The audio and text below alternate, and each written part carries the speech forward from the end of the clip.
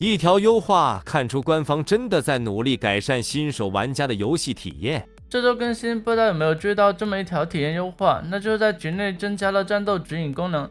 大致意思的话，就是在局内与特定一些角色交互时，会触发与该角色相关的知识点。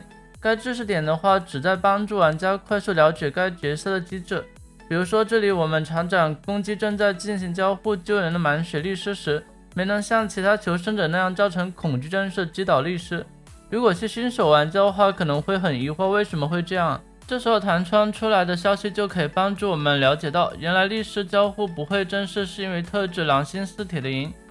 其次的话就是像一些角色响应按键，比如说技师给我们打大洞的时候呢，这时候弹窗出来的知识点就会告诉我们这个按键是来做什么的，怎么去做。还有就是大洞生成之后呢，如果看到这个大洞标识，会告诉我们这个大洞是来干嘛的。这些的话可以说是对新手玩家是真的很友好。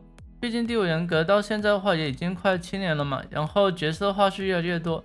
想象一下，你作为新手玩家，当你遇到你不熟悉的监管者或者求生者时，遇到不熟悉的一些技能，换做以前的话，你可能会很疑惑，或者是说得等游戏结束之后再去看角色技能。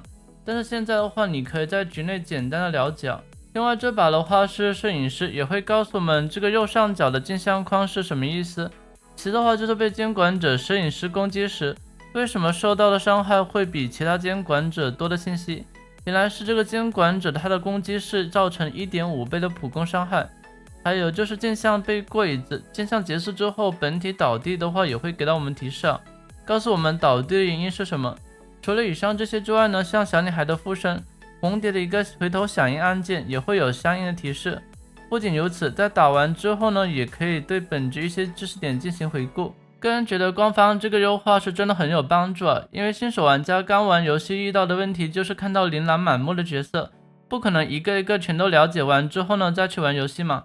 而这次改动的话，虽然说没办法让我们彻底了解角色技能，但至少比什么都不知道要强不少。另外在游戏中面对突如其来的弹窗也会有很强烈的一个好奇感，会加深我们一个记忆点。不过可惜的就是该功能的话，目前仅对阅历等级低于15或者是场次少于100级玩家开放。大家如果想体验的话，就只能开信号跟好友匹配了。我个人觉得这个功能完全可以像此前小地图那样对全服玩家开放，这个真的是可以极大减少玩家不熟悉技能一个信息差。